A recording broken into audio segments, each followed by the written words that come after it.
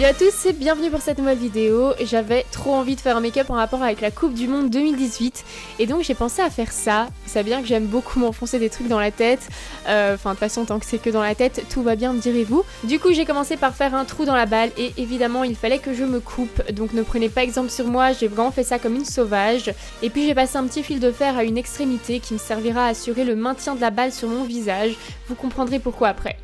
Donc une fois que j'ai délimité son emplacement, j'utilise du latex et du coton sur les marquages que j'ai fait en blanc.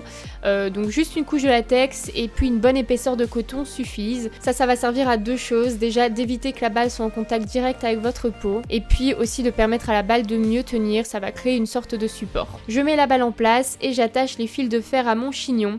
Voilà, en fait c'est la seule solution que j'ai trouvée, sinon clairement ça n'aurait pas tenu en place vu le poids de la balle. Je remets une couche de latex et de coton, puis après une couche de Kleenex tout autour de la balle.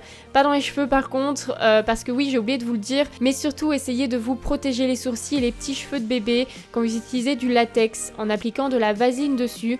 Perso je ne l'ai pas fait parce que j'ai bien fait attention à ne pas en mettre dedans. J'essaie aussi de lisser les bords un maximum avec mes doigts pour éviter qu'il y ait de démarcation avec ma peau. N'hésitez pas à rajouter autant de couches que nécessaire pour vous assurer que la balle ne bouge vraiment plus sur votre visage. Voilà, moi j'ai pas compté le nombre de couches que j'ai mis, mais quand même pas mal. Ensuite j'utilise un sèche-cheveux jusqu'à ce que le latex soit sec, donc jusqu'à ce qu'il prenne une couleur un petit peu jaunâtre. Et avec un concealer, je fais en sorte de donner au latex une couleur à peu près similaire à celle de la carnation de ma peau, pour me faciliter le travail par après lors de la coloration.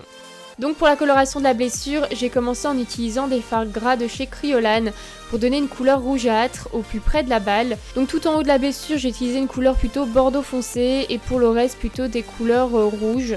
J'essaye déjà de créer un fondu avec mon pinceau et puis j'utilise des fards à alcool de chez Skin Illustrator pour donner un effet d'irritation à la peau. Personnellement, j'utilise une éponge alvéolée pour les appliquer, vu que je trouve que le rendu est vraiment plus naturel avec cette technique. Et de nouveau, le maître mot ici, c'est d'essayer de fondre un maximum les fards, votre couleur avec votre peau, pour éviter qu'il y ait de démarcation moche tout simplement. Place ensuite au faux sang. Donc tout d'abord, j'utilise le faux sang en pâte de chez Kryolan, que je viens placer entre la balle et la blessure pour donner un effet de profondeur et puis un petit peu plus de texture aussi.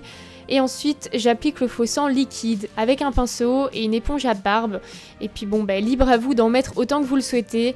Perso j'en mets jamais trop pour ne pas recouvrir tout le travail qui a été fait avant. Et voilà pour le résultat final. J'espère vraiment que cette vidéo vous aura plu. Si c'est le cas n'hésitez pas à la liker, à me laisser un petit commentaire et à vous abonner à ma chaîne si ce n'est pas encore fait. Je vous fais tout plein de bisous et vous dis à très bientôt pour une prochaine vidéo.